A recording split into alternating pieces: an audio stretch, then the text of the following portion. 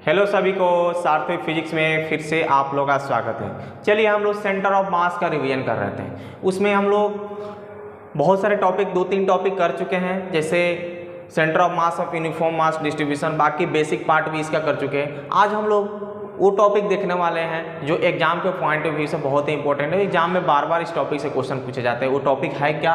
तो cavity problem है, centre mass इन cavity problem. अगर मान लीजिए कोई बॉडी है, कोई ब्लॉक दिया हुआ है, उस ब्लॉक में कैविटी अगर बना दिया जाता है, उसमें से कुछ मास क्या किया जाए, उसमें से कट करके उसको बाहर निकाल दिया जाए। जैसे मान लीजिए एग्जाम्पल ले लीजिए, मान लीजिए कि डिस्क ले लीजिए। डिस्क तो आप लोग समझते होंगे, डिस्क किसको बोला था। डिस्क लीजिए, डिस्क दिया हुआ, डिस्क में से हम क्या किए कि उसमें से कुछ मास को हम लोग क्या किए, कट करके उसको बाहर निकाल दिए।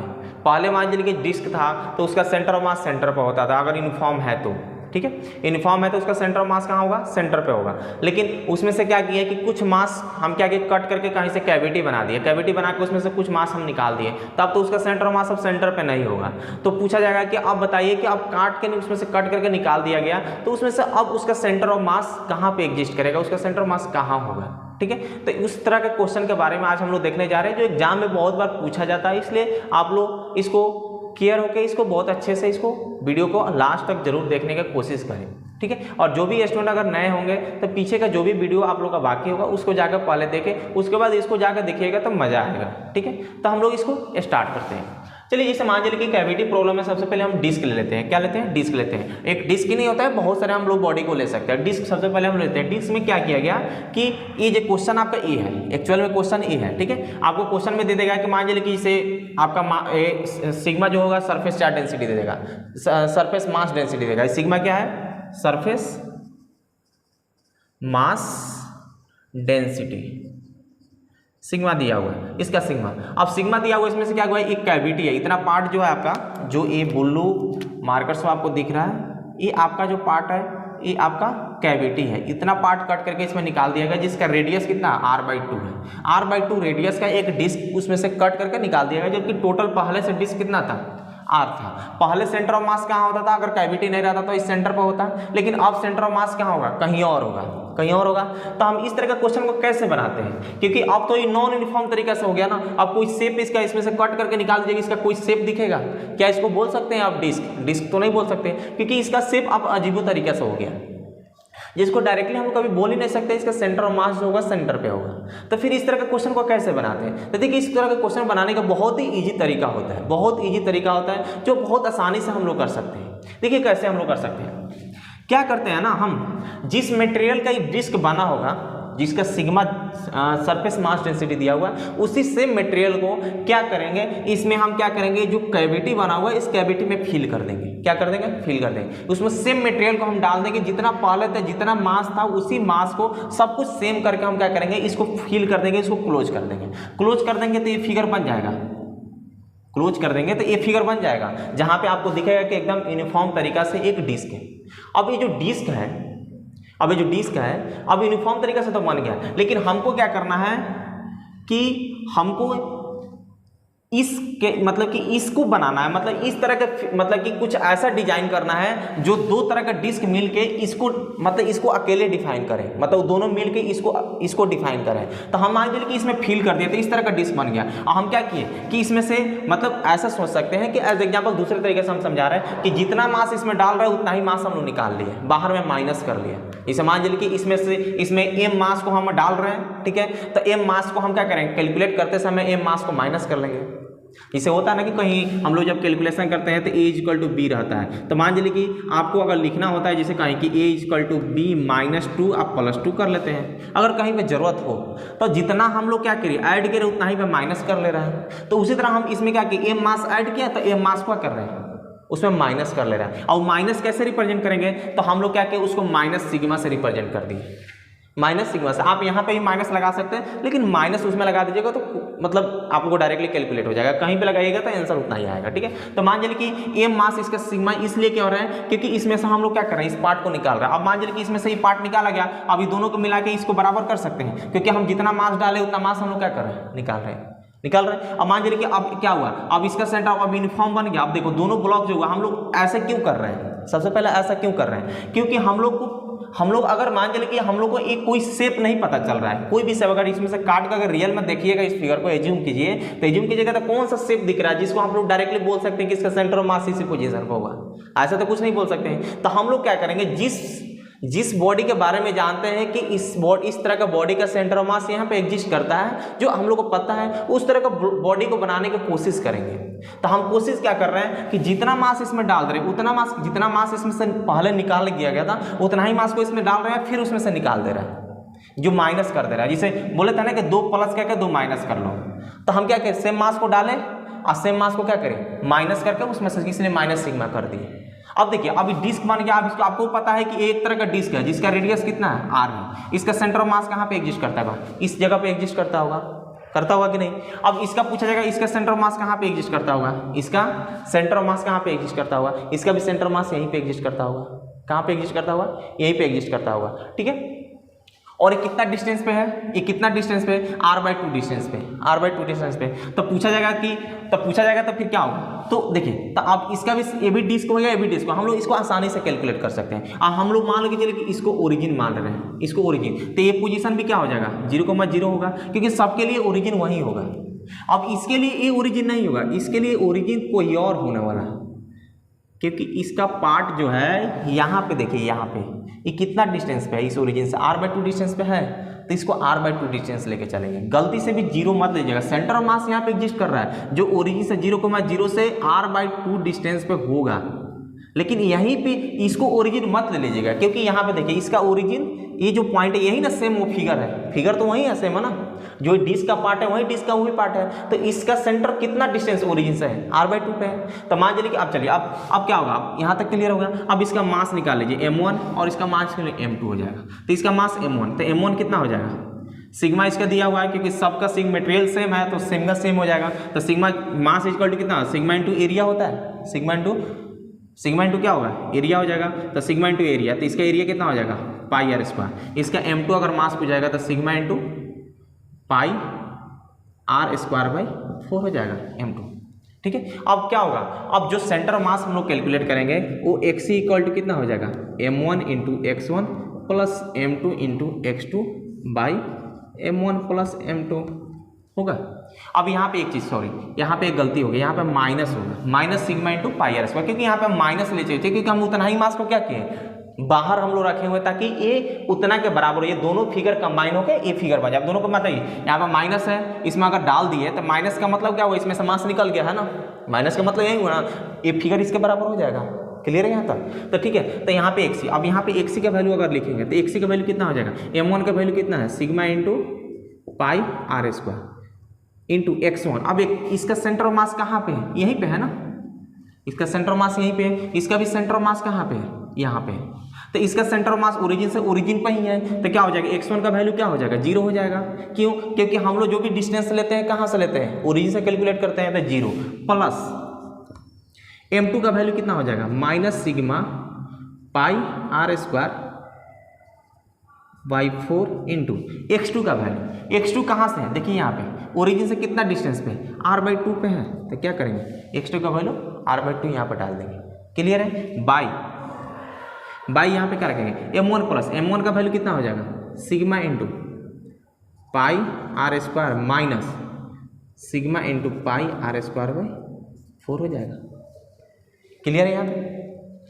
अब इसको कैलकुलेट अगर करते हैं तो कैलकुलेट करने के बाद कितना आएगा हम लोग का, कैलकुलेट करने के बाद कितना आएगा, यहाँ पे हम कैलकुलेट करते हैं, ध्यान रखिएगा। अब कितना होगा, इसको कैलकुलेट किया, ये तो 0 हो जाएगा, ऊपर में क्या बचेगा, minus sigma pi r square by pi r³ हो जाएगा, ऊपर में r³ बाई 8 डिवाइडेड बाई, आप लोग कितना हो जाएगा, इसमें से सब्ट्रैक्ट कीजिएगा तो कितना हो जाएगा, सिग्मा पाई r स्क्वायर है तो 3 हो जाएगा, 3 तो 3 पाई r स्क्वायर बाई 4 हो जाएगा। इसको अगर कैलकुलेट करते हैं तो कितना हो जाएगा आपको, ये r³ से वो r³ कट जाएगा, सिग्मा से सिग्मा भी था इसमें, तो सिग्मा से सिग्मा कैंसिल हो गया, r से r कट गया, ये आएगा तो नीचे आपका हो जाएगा minus r square by minus r by 6 हो जाएगा। कितना हो जाएगा, यानी एक्स का वैल्यू जो होगा -r/6। -r/6 का मतलब क्या हो रहा है, माइनस साइन क्या रिप्रेजेंट कर रहा है कि ओरिजिन से इसका सेंटर ऑफ मास कितना डिस्टेंस पे होगा, r/6 डिस्टेंस पे इसका सेंटर ऑफ मास होगा। अब इसका सेंटर ऑफ मास कहाँ होगा, इसका सेंटर ऑफ मास इस ब्लॉक का पूछा जाएगा जो कैविटी निकालने के बाद यहाँ से r/6 डिस्टेंस पर होगा सेंटर ऑफ मास, इस पोजीशन पर होगा। अब जितना भी होगा पीछे बैक मतलब नेगेटिव डायरेक्शन में, ये क्या रिप्रेजेंट कर रहा है, ये रिप्रेजेंट कर रहा है। उसी तरह अगर y का पूछा जाएगा तो y तो 0 होगा, YCM क्या होगा, YCM क्यों, YCM तो 0 होगा क्योंकि YCM क्या होगा, यहाँ पे इसका सेंटर ऑफ मास कहाँ पे होगा, YCM देखा जाए तो इसका क्या, इसका सेंटर, इसका भी अगर देखा जाए जैसे इसका फॉर्मूला अगर लगाते हैं, अगर मान लीजिए कि आपको नहीं पता है कि कैसे हो जा रहा है तो YCM लगाइए, m1 × y1 + m2 × y2 by m1 + m2 हो जाएगा। ठीक है, अब m1 × y1 का वैल्यू देखिए तो इसका सेंटर मास 0 तो 0 क्योंकि ओरिजिन पे है, प्लस इसका भी y में है क्या, एक्स एक्सिस पर लाइक कर रहा है ना सेंटर ऑफ मास, तो एक्स एक्सिस पे हो जाएगा तो कितना हो जाएगा m2 × 0 क्योंकि सेंटर ऑफ मास तो y डायरेक्शन में नहीं ना है, कोई y एक्सिस पे तो है नहीं, वो एक्स एक्सिस पे लाइक कर रहा है बाई m1 + m2। तो क्या हो जाएगा, YCM का वैल्यू कितना हो जाएगा, 0 के बराबर होगा। क्लियर है यहाँ तक, यानी YCM कितना हो गया आपका 0 के बराबर हो गया। तो हम लोग क्या कर रहे हैं यहाँ पे, सिंपली हम लोग क्या सीख रहे हैं, सीख इसलिए कि अगर कभी भी कैविटी अगर किसी भी क्वेश्चन में आपको दे देगा, ऐसा नहीं कि सिर्फ डिस्क दिया हुआ है, हो सकता है कि आपको सॉलिड स्फीयर भी देता है। सॉलिड स्फीयर में भी आपको क्वेश्चन बहुत बार पूछा जाता है कि कोई सॉलिड स्फीयर है, उसमें से कुछ r/2 रेडियस का कैविटी निकाल दिया जाता है। ठीक है, तो उसका बनाइए, तो क्या होता है जितना रेडियस का कैविटी हम लोग निकालते हैं ना, तो उसी तरह क्या होता है वहां पे भी क्या करेगा, जितना मास हम क्या करेंगे उतना ही मास को उसमें फिल कर देंगे, उतना ही मास को निकाल के बाहर में ऐड कर देंगे, दोनों कंबाइन करके क्या होगा, इस तरह का सेम बनेगा, सेम इसी टाइप का बनेगा। वहां पे भी क्या करेंगे, एक जो निकालेंगे यहाँ पर माइनस सिग्मा मान लेंगे, इसको कम, अब दोनों को कंबाइन करके क्या होगा, कैविटी के बराबर हो गया, जो मतलब ओरिजिनल जो फिगर था हम लोग का बराबर हो गया। हम वहां से क्या किए, अब एक सी जो हुआ आप लोग क्या हुआ, फाइनल इसका सेंटर मास निकल गया, क्योंकि ये दोनों का सेंटर मास इसका सेंटर मास के बराबर होगा, क्योंकि ये दोनों ब्लॉक जो है इसके बराबर है, तो इसका दोनों का हम जो सेंटर फाइनल सेंटर मास निकालेंगे वही इसका होगा ना, वही इसका होगा ना। तो उसी तरह आपका क्वेश्चन में आपको एक और तरीके से क्वेश्चन पूछता है जो सॉलिड स्फीयर में पूछता है, सेम तरह का क्वेश्चन बनेगा। वहां पे बस एक होगा सॉलिड की जगह पे आपको यहाँ पर जो सिग्मा जो दिया हुआ वहां पर रो हो जाएगा, क्योंकि वो क्या होगा, वॉल्यूमेट्रिक मास डेंसिटी हो जाएगा, वॉल्यूमेट्रिक मास डेंसिटी हुआ। एक और तरह का क्वेश्चन आता है जो हम आपको थोड़ा सा हिंट्स देते हैं, अगर कभी क्वेश्चन मिले तो आप लोगों से बना लीजिएगा। ठीक है, यहाँ तक नोट डाउन कर लीजिएगा। ठीक है, वीडियो पॉज का हम यहीं पे थोड़ा सा बता दे रहे हैं। ठीक है, कभी कभी क्वेश्चन है एक सॉलिड स्फीयर दे देगा, आपको क्या देगा, सॉलिड स्फीयर दे देगा, सॉलिड स्फीयर देगा, उसमें क्या करेगा ना कि r/2 रेडियस का क्या करेगा, एक कैविटी काट लेगा, और कैविटी काट के क्या करेगा, यहाँ से काटेगा, ठीक है, और इस पे रख देगा, इधर रख देगा। क्वेश्चन ऐसे बनाता है, ये आपका कैविटी है, ये जो है कैविटी जो काटा गया ना इस पे रख दिया गया, क्या किया गया, इस पे रख दिया। अब इसका सेंटर ऑफ मास आपको लगता है पूछने के लिए, तो इसमें देखिए इसमें 3 तरह से आपको बनेगा। एक तो इसका सेंटर ऑफ मास मन में करेगा जो ऊपर से रखा जा रहा है, और ये जो नीचे का जो कैविटी वाला जो फिगर है तो क्या होगा, इसके तरह सेम बनेगा। तो हम क्या करेंगे, इसको दोनों को तो लिखेंगे, अब प्लस में एक और क्या करेंगे, एक और फिगर बनाएंगे जिसका सिग्मा ही रखेंगे, सिग्मा नहीं मतलब कि अगर जो भी जिस तरह का टाइप का फिगर होगा, आपको वॉल्यूमेट्रिक होगा तो रो रखेंगे, वॉल्यूम वाला होगा, सॉलिड होगा तो सॉलिड स्फीयर वगैरह होगा, तो अगर एरियल होगा तो क्या करेंगे, उसको सिग्मा रखेंगे वहाँ पे। तो क्या करेंगे, इसको प्लस इसका इक्वल टू इस टाइप का फिगर बनेगा, सेम टाइप का। अब देख लेंगे सेंटर ऑफ मास भी देखेंगे, इसका सेंटर ऑफ मास मान लीजिए कि अगर ओवरऑल होगा तो उसका सेंटर मास, सबका सेंटर मास जैसे ऊपर से जो रखा होगा इसका सेंटर मास यहाँ पे होगा कि नहीं, इस कैविटी का सेंटर मास यहाँ पे होगा, सबका अलग अलग होगा, वहाँ उसके अनुसार क्या करेंगे, उसको कैलकुलेट कर लेंगे। क्लियर है यहाँ तक सब कुछ क्लियर है। ठीक है, चलिए एक और छोटी सी एक कॉन्सेप्ट हम लोग देख लेते हैं।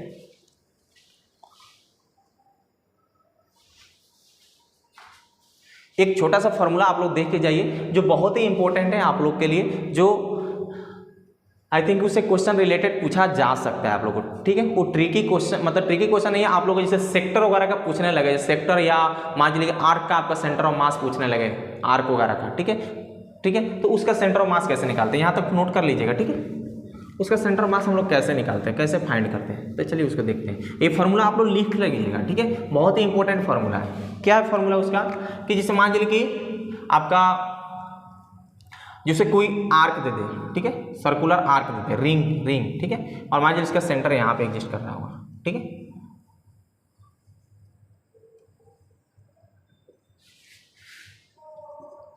एक क्या है, आर्क है, सर्कुलर आर्क, मतलब रिंग बोल सकते हैं, मतलब पार्ट क्या आर्क है इसका, पार्ट का रिंग का, ठीक है। अगर इसका मान चलिए कि इससे क्या हुआ, इसका सेंटर ऑफ मास आपसे लगे पूछने हैं, ठीक है, इसका जो कुछ भी दिया हुआ इसका सेंटर ऑफ मास आप लगे पूछे, तो इसका सेंटर ऑफ मास मान चलिए कि यहाँ से इस रेडियस आर होगा, इसका मान चलिए इधर से थीटा बना रहा होगा, इधर से भी थीटा बना रहा होगा, ठीक है। और मान चलिए कि इसको जो भी होगा इसके परपेंडिकुलर लिया जा रहा है, इसको वाई, इसको एक्स एक्सिस मान लीजिए, इसको वाई एक्सिस मान लीजिए, ठीक है। अब इसका सेंटर ऑफ मास मान लीजिए, तो इसका सेंटर ऑफ मास इधर कहीं आएगा, ठीक है, होगा इसका सेंटर ऑफ मास यहाँ पे आएगा, सेंटर ऑफ मास। तो मान चलिए कि यहाँ से यहाँ तक का डिस्टेंस आपका हो जाएगा वाई सी, क्या होगा, वाई सी होगा। तो जो वाई सी का वैल्यू जो होता है ये होता है R sine theta by theta, क्या होता है, R sine theta by theta. एक बार भैया इसको मिला लीजिए, फार्मूला सही हो रहा है, हाँ सही है, R sine theta by theta होता है। क्लियर है यहाँ तक ले? अगर वहीं मान चलिए कि अगर एक क्वेश्चन में अगर दे दें वाई सी का वैल्यू, तो ये हुआ साइन थीटा बाई थीटा, यहाँ पर रख दीजिएगा, इसका सेंटर ऑफ मास यहाँ तक आपका डिस्टेंस निकल जाएगा, ठीक है। अगर इस फिगर को थोड़ा सा चेंज करेगा तो आप लोग भी उसके अनुसार सोचिएगा, अब क्वेश्चन कैसा आएगा ये आप लोग खुद जानते हैं, ठीक है। तो आप लोग ऐसा नहीं कि हर समय यही फॉर्मूला रट के बैठे रहिएगा, ये बस है आप लोग की हेल्प के लिए। लेकिन अगर फिगर को अगर थोड़ा चेंज करके अगर कुछ पूछना चाहता है तो फिर वहाँ पर उसके अनुसार आप लोग वहाँ पे काम कीजिएगा। जैसे मान चलिए कि सेक्टर बोलते हैं, मतलब कि डिस्क जो होता है ना, डिस्क, उसको डिस्क के बारे में अगर लगे पूछने, ठीक है, डिस्क वगैरह के बारे में पूछे, disc, sector of disc, sector of disc, disc अगर मान लीजिए कि डिस्क, ये डिस्क का पार्ट है, समझ जाइएगा, मतलब ये पूरा मास है, यहाँ तक लिए पूरा मास डाला हुआ है, ठीक है, रिंग नहीं है। अगर मान लीजिए कि इसका रेडियस आर होगा, अब इसका सेंटर ऑफ मास पूछने लगे, तो इसका सेंटर ऑफ मास ध्यान रखिएगा, इसका सेंटर ऑफ मास कैसे निकालेंगे, तो यहाँ से क्या करेंगे, एक परपेंडिकुलर यहाँ से लाइन डालेंगे जो इसको हाफ हाफ ब्रेक होंगे, इसको मान लीजिए कि थीटा थीटा कर रहा होगा, थीटा थीटा ब्रेक कर रहा होगा, इसको मान लीजिए कि इसको वाई एक्सिस से लेते हैं, इसको वाई एक्सिस से लेते हैं, तो मान लीजिए इसका सेंटर ऑफ मास इधर कहीं जा रहा होगा, जो सेंटर ऑफ मास होगा इस पॉइंट से क्या होगा, जहाँ पे सेंटर होगा इस पॉइंट से वाई सी डिस्टेंस होगा, कितना होगा, वाई सी होगा। ये जो वाई सी होता है, ये जो आपका जो वाई सी होता है, ये वाई सी का जो वैल्यू होता है हम आपको बताते हैं, ठीक है, 2r/3 sign theta by theta होता है, कितना होता है, 2r/3 sign theta by theta होता है। इस वैल्यू को याद रखिएगा, आप कभी भी काम आ सकता है। जेईई मेंस में इसे हम देखे हैं, एक बार क्वेश्चन पूछा जा चुका है, ठीक है, जिसको हम आपको स्क्रीन पर देंगे, स्क्रीन पर क्वेश्चन आपको देंगे, उस क्वेश्चन का आंसर करके और उसको कमेंट जरूर करके पूछ लीजिएगा कि क्या आंसर हो सकता है। हम यहाँ पे एक और क्वेश्चन देंगे जो वो भी बहुत इजी क्वेश्चन है, इसी से रिलेटेड, कैविटी से रिलेटेड ही क्वेश्चन वो भी है। तो दो क्वेश्चन आपको स्क्रीन पर दिखेगा, दोनों क्वेश्चन को आप लोग करके और कमेंट करके बताइएगा कि क्या उसका आंसर हो सकता है, क्योंकि खुद से जब कीजिएगा तो आपका माइंड का डेवलपमेंट होगा और आपका नॉलेज बढ़ेगा। हम तो यहाँ पे लिखवा ही सकते हैं, हमको आपको बना कर दिखा देंगे, लेकिन आप लोग को ज़्यादा बेटर इससे फायदा नहीं होगा, क्योंकि आप लोग का रिवीजन चल रहा है। तो रिवीजन का मतलब ये नहीं होता कि सारा काम टीचर ही करेंगे, आपको बस टीचर हेल्प करेंगे, आप उसको आगे खुद से करने की कोशिश कीजिएगा। क्लियर है यहाँ तक?